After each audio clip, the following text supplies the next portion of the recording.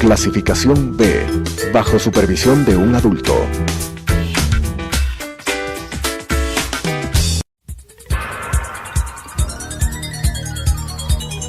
Las opiniones vertidas en este espacio por la producción y dirección del programa son de exclusiva responsabilidad de sus autores y de quienes intervienen en ellos.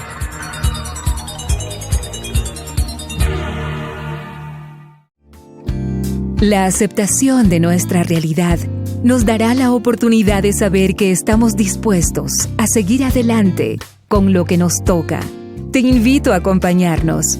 Hoy es un buen día para empezar de nuevo.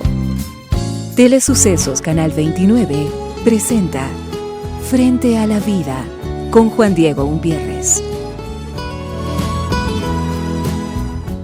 Bienvenidas, bienvenidos, yo soy Juan Diego Umpierres, esto es Frente a la Vida, gracias por pertenecer, gracias por ese abrazo invisible pero presente cada tarde y también cada noche, por supuesto a través de Telesucesos a las 21 horas y todas las tardes aquí 6:30 como es costumbre, la parada inteligente porque siempre lo decimos, así desde la Patagonia hasta el Medio Oriente, en cualquier parte del planeta nos puedes escuchar a través de nuestra página web radiosucesos.net. Qué gusto saber cuando nos escribes de otras partes del mundo y saber que estamos llevando ese contacto de conciencia, esas ganas, esa voluntad y ese coraje de darle a la vida lo que tenemos que darle. Tenemos la responsabilidad de entregar a la vida nuestro compromiso, nuestra conciencia y sobre todo intentar saber, conocer y expresar que cuando tu mundo cambia, que cuando mi mundo cambia, nos pondrá en la concepción de establecer eso que tanto soñamos, un mundo mejor para nuestros hijos, un mundo mejor para ti y un mundo mejor para mí, pero eso depende del cambio individual que después se transmite a la conciencia colectiva para darle sonrisa a todo este universo que necesitamos que se convoque con la felicidad.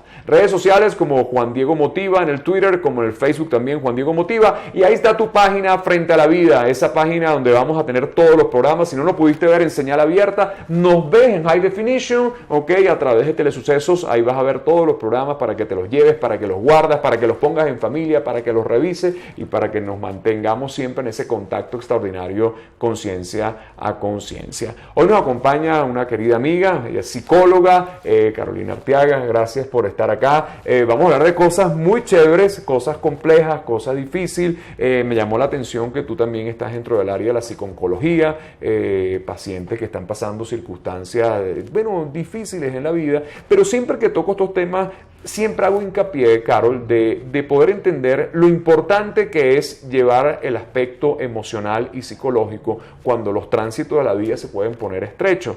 Primero me vas a dar, ¿qué piensas tú? Lo preguntaba con una psicóloga, colega el otro día. ¿Está la medicina ya en esa apertura hoy en día de entender que ese mundo subjetivo, que ese mundo del inconsciente, que ese mundo de la psique es requerido para un tratamiento?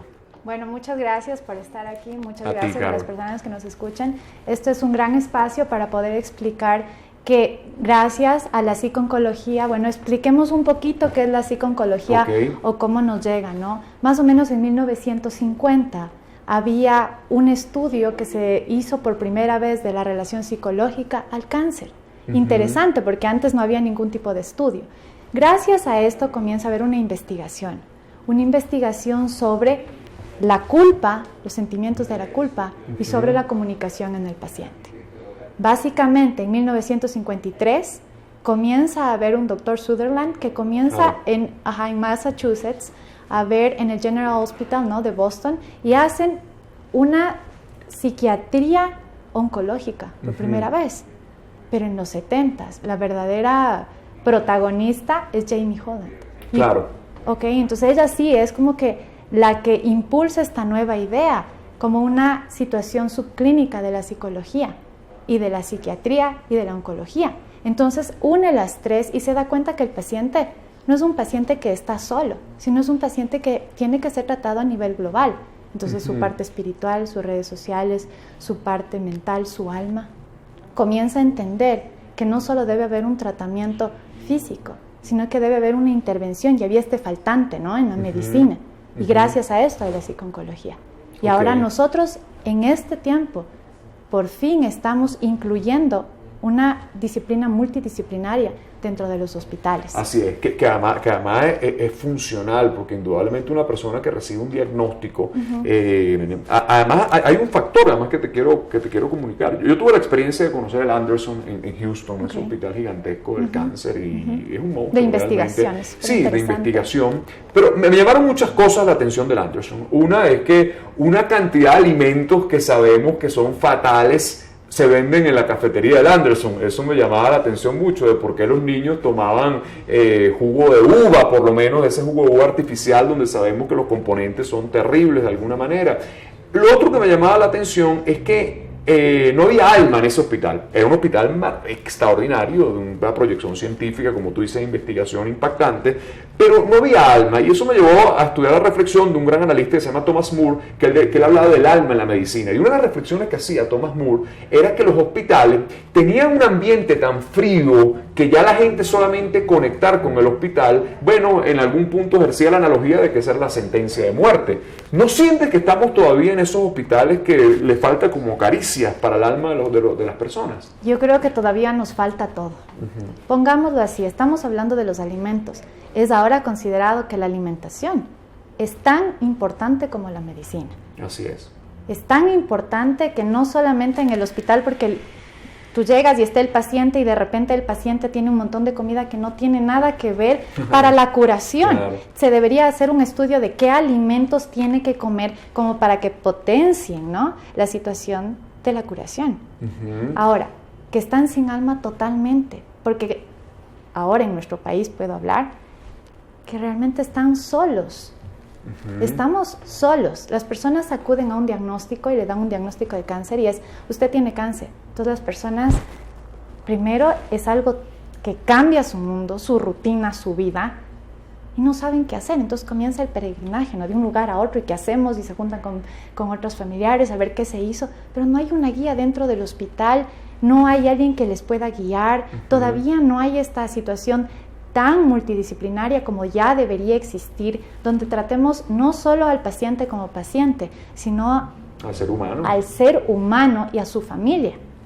Y que estemos preparados para recibir no solamente al paciente, sino también al ámbito familiar dentro de las habitaciones, dentro de los sitios que están diseñados, ¿no?, como las salas de espera o donde la familia viene y visita al paciente. No existe todavía. Tenemos los monstruos de hospitales, pero hospitales fríos, como tú dices. Claro, y también la preparación de ese médico, sobre todo el que maneja el ámbito oncológico, desde el punto de vista de cómo expresar esa información, ¿no? Porque hay de todo, uno puede generalizar en esto, ¿no? Hay médicos que son excesivamente fríos, yo los conocí en el Anderson, ellos no tenían contacto humano, me imagino que quizás un punto de preservarse emocionalmente, ¿no?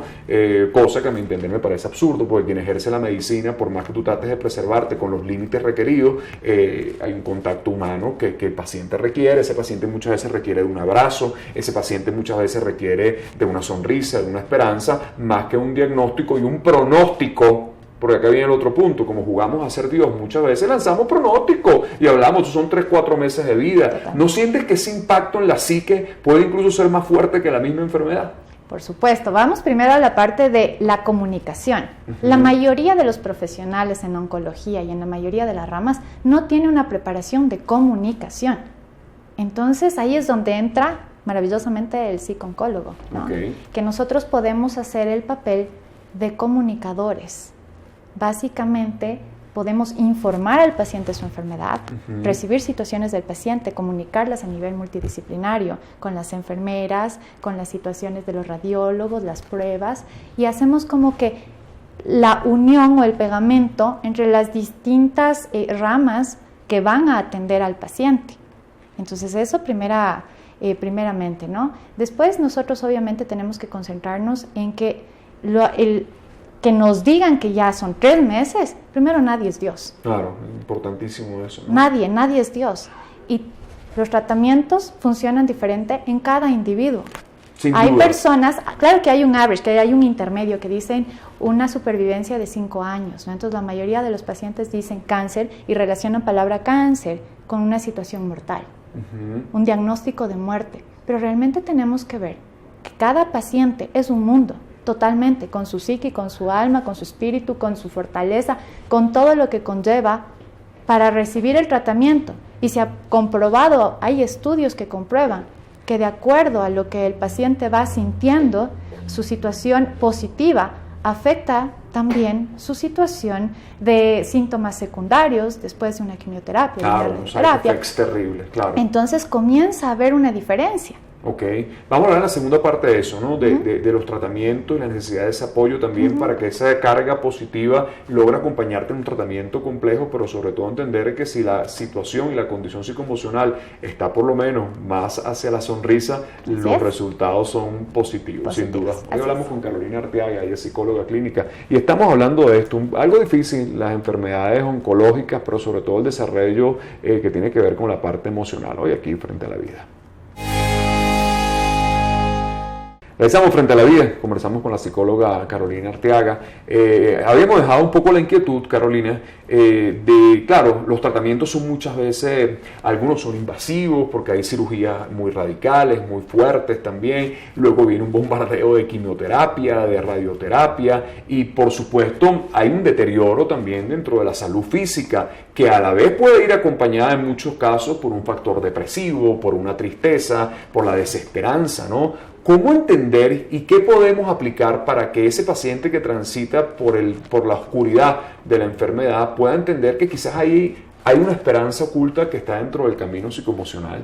Bueno, cuando les dan el diagnóstico de cáncer hay que entender que la primera situación es miedo, culpa, ansiedad, ira, nerviosismo. ¿Por qué a mí? Ahora, el por qué a mí. El por qué a mí es maravilloso porque es la pregunta del $1.000.000, la pregunta que se hace la mayoría de los pacientes tras un diagnóstico de cáncer. Okay. Esto tiene doble filo. La una puede ser una herramienta para nuestra introspección y la otra puede ser realmente un arma para la Inquisición, porque es una pregunta que tiene una raíz súper profunda y que muchas de las veces no tiene una respuesta. Entonces, el rato que están pasando por estos procesos, no se salta de la ira al miedo y a la pregunta del por qué a mí, ahí comienza a ser multidisciplinariamente la pregunta, porque a veces puede ser dividida en cómo yo llegué aquí, que puede ser una respuesta más fácil. El cómo yo llegué, si nos vamos al Instituto de Cáncer, nos pueden decir básicamente, bueno, hay factores genéticos, ¿no es cierto? Hay situaciones en las que hay estilos de vida, alcohol, tabaco, exactamente, hay gérmenes, ¿no es cierto? Hay el HIV, hay básicamente todo lo que sea el Helicobacter, bueno, en fin, un montón de cosas que pueden explicar. Pero las personas quieren buscar, desde comienzos de nuestra historia los seres humanos han tratado de buscar el origen de dónde viene esta miseria humana. Entonces van a Dios o van a supersticiones o van al karma. Entonces dicen, ¿por qué a mí? ¿Por qué no le dio a esta persona que es un violador? ¿Por qué a mi hija de 5 años? Claro, pero es una pregunta estéril, porque ahí quedaríamos un círculo vicioso, como tú dices, de que no vamos a entender respuestas. Yo siempre le aconsejo a la gente como tratamiento que con una vocal cambia la posibilidad de transformación. En vez de decir ¿por qué a mí?, empezar a preguntarte ¿para qué a mí? Exactamente, el ¿para qué a mí? Porque el ¿por qué a mí? Nos lleva a un pasado, nos estanca, nos brinda culpa, nos crea agonía, y un ¿para qué? Nos trae situaciones positivas para cambiar un destino. Entonces, la pregunta sería respondida si es que le vemos desde otro enfoque. También el ¿por qué no a mí? El ¿por qué no a mí? Y la situación de decir, hay otras alternativas. Por ejemplo, aquí en el país, muchos padres que han tenido hijos con cáncer han hecho tremendas fundaciones, como tenemos ahora la Fundación Jóvenes contra el Cáncer en nuestro Ecuador. Claro. Que comienza a haber un desarrollo de la enfermedad. Y hay que entender que primero no es culpa de la persona y que es normal preguntarse estas situaciones y que sí hay luz al final del túnel cuando hay un cambio trascendental en el alma, cuando comenzamos a enfocarnos en las cosas positivas de la enfermedad, porque puede ser lo peor que te pasó en tu vida y al mismo tiempo lo mejor, un redescubrimiento, hay ¿no? un Una famoso evolución. libro que no me acuerdo la autora, creo que se llama La enfermedad como camino. Y ella hablaba un poco de que ese cáncer, en vez de venir a afrontarla hacia la muerte, vino a despertarla y que la puso en contacto con el milagro de la vida, ¿no? O sea, depende de la óptica y la transformación que se le puede dar a la enfermedad. La mayoría de las personas que uno ha tenido en consulta, muchas veces que han transitado por el camino de una enfermedad oncológica difícil, bueno, por lo menos mi experiencia, ha sido que las personas que han asumido la enfermedad como un factor positivo en su vida para rehabilitarse son las que aún siguen vivas. No sé si están curadas, pero siguen vivas, y eso todavía se te pone enfrente en la consulta y te dicen, yo hoy estoy vivo y hoy quiero vivir, y a mí no me diagnostica. Tengo una señora que tiene como 15 años con el cáncer y me dice, a mí el médico me dijo que me moría a los 6 meses, pero aquí estoy después de 15 años, sigo con mi cáncer, pero yo no me voy a morir de eso, me dice. Y le dio otra visión a la enfermedad. Totalmente, porque las personas creen que ya tienen un diagnóstico y significa se acabó mi vida. Y yo les quiero decir que no es así, que tienen permiso para vivir, tienen todavía que sentir, todavía pueden amar, todavía pueden compartir, todavía pueden sentir. Entonces se trata de transformar estos sentimientos de miedo, de angustia, de desesperación, en algo positivo que tal vez ayude a otras personas. Así es, y seguir como ejemplo. Vamos a la próxima parte. Bueno, que quiero preguntarte qué te llevó a ti al estudio. Tú eres psicóloga, pero te fuiste por un camino complejo dentro del ámbito de la enfermedad, y uno siempre tropieza con las cosas que terminan siendo la vocación por experiencias propias. Voy a dejarte esa pregunta. Hoy conversamos con Carolina Arteaga. Ella es psicóloga clínica, pero tiene todo un masterado en psiconcología, y vale la pena escuchar estas reflexiones de vida que son parte de los matices de la vida. La vida no es solamente un camino de sonrisas, habrá tragos un poco amargos, ácidos, pero de eso también tenemos que hacer el mejor cóctel dulce de la vida. Y por eso tocamos estos temas aquí, Frente a la Vida. Regresamos Frente a la Vida, conversamos con Carolina Arteaga, psicóloga. Carolina, ¿qué te llevó a entrar dentro del camino de meterte en las aguas profundas de la enfermedad, y sobre todo de tener contacto cercano con personas que quizás puedan morir, con algún paciente que tú sepas o no sabes, pero quizás entiendas que está en una etapa final de tu vida? ¿Qué aconteció? ¿Qué te llevó a tocar tu corazón para decir que ese era el camino? Maravillosa pregunta, porque yo creo que todos encontramos en nuestro camino la vocación. A mí me llevó porque yo fui paciente también, pero yo fui paciente de una enfermedad de corazón. Soy operada de corazón 2 veces y sentí que en el sistema no existía ese espacio donde podían guiar a tu familia, donde te pueden guiar a cambiar la visión sobre la enfermedad, a encontrar que no solamente hay limitaciones, sino que hay fortalezas. Entonces el encontrarme como paciente me hizo dar cuenta cuánto todavía podemos aportar como profesionales. Es ahí donde encontré que las personas necesitan amor, necesitan abrazos. La mayoría de las enfermedades crónicas son por falta de amor. Necesitamos entender que nosotros no solo somos cuerpo, sino que estamos unidos y trabajamos en cuerpo, mente, alma, con nuestra red social, con nuestra red familiar, y que somos mucho más que solo un diagnóstico o un tratamiento. Así es, que son más que un examen, que ese papelito que le pueden dar una cualificación. Absolutamente. Y comparto lo que tú dices, porque a veces nuestra crítica a la medicina, yo lo denomino como una medicina que está antigua, porque la medicina moderna tiene que entender que el componente subjetivo, que el componente de la psique, que el componente de la alimentación, que el componente del estilo de vida, que el componente también funcional dentro de la medicina, de los tratamientos. No estamos diciendo que esa medicina no sirve. Lo que creemos que tiene que ser un proceso mucho más sistémico para hacer el abordaje. ¿Cómo luchar todavía cuando las puertas hay gente que todavía nos mira como cosas raras, como perros verdes, digo yo, cuando tratamos de entender de que ese camino tiene que ser sistémico y no solamente en manos, de una quimioterapia o una radiación? Yo creo que es tan importante como sacarnos la venda. Si nos observamos, nosotros no solo somos materia, sino también estamos en la parte espiritual.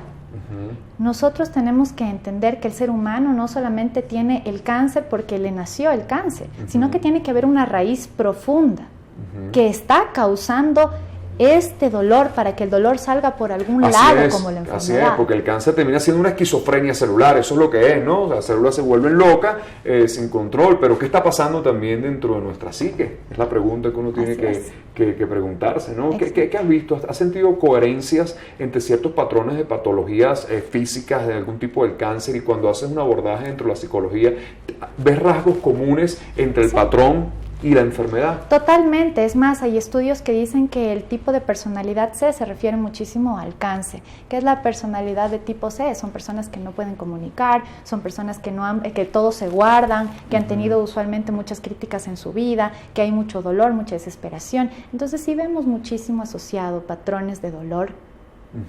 Dolores mal curados. Dolores totalmente silenciados. Totalmente, duelos mal curados. Eso sí creo que tiene que ver. Duelos no transitados. Totalmente. Y situaciones que no han tenido un cierre.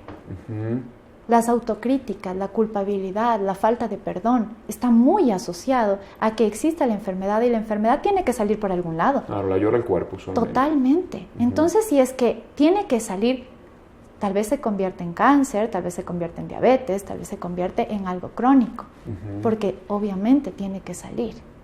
Entonces, por eso hay que entender que la medicina ahora debe incluir sistemas que ayuden, como la alimentación, como las personas que estamos en la mitad de la parte médica y de la parte emocional, para que haya una comunicación, porque somos un sistema, todo es un sistema, dependemos todos de todos y necesitamos de esa misma manera curarnos. Tú estuviste involucrada también en el área quirúrgica, o sea, básicamente, te llamaba la atención, sí, claro, sí. Cuéntame esa experiencia. Bueno, a mí en este país no existe que el psicólogo clínico esté metido en un quirófano. Después de mucho rogar, mucho pedir, muchos estudios, logré entrar a quirófano para ayudar con hipnosis, para que haya una menor anestesia, exacto, menor riesgo en pacientes con enfermedades crónicas. Okay. Básicamente, yo veo que el papel del psicólogo no se remite solamente a un consultorio a decir, no, es que este está loco y tiene que ir. El psicólogo ahora tiene mucho más conocimientos médicos y puede ingresar en la situación de hospitales. Es más, yo propongo que debería haber un sistema multidisciplinario donde el psicólogo clínico sea parte de este sistema. ¿Cuántos casos no llegan a la parte de emergencias y son solo casos hipocondríacos? Claro. Entonces, el haber entrado a situaciones de cirugía realmente me hizo entender el poder que tiene la parte de la psicología, la parte del apoyo, la parte de sentirse acompañado, la parte de sentir que hay alguien que está ahí apoyándonos no solo en la parte médica, sino en la parte emocional y espiritual. Estamos superando todo sobre la hipocondriasis, que es todo un tema, ¿no? Mucho que hablar. Que es uno de los trastornos de personalidad, bueno, que existen hoy en día, ¿no? ¿Dónde te localizan, Caro? Me encantaría que, seguro mucha gente te va a tocar tu puerta, porque puede estar pasando por un tránsito complejo en la vida, pero yo estoy seguro que tú le puedes dar una sonrisa de luz.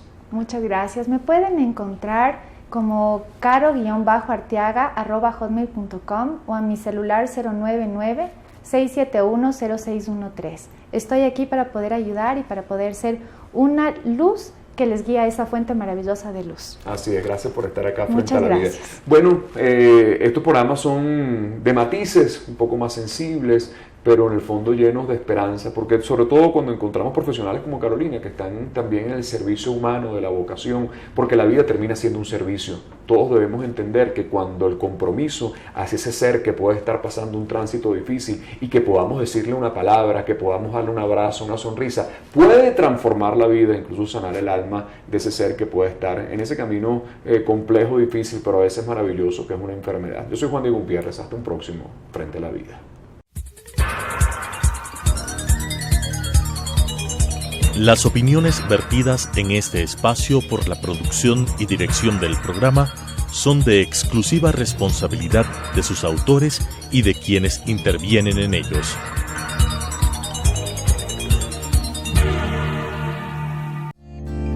Los triunfos no se miden por las victorias. Habrá derrotas que más temprano que tarde agradeceremos y evaluaremos como éxitos favorables.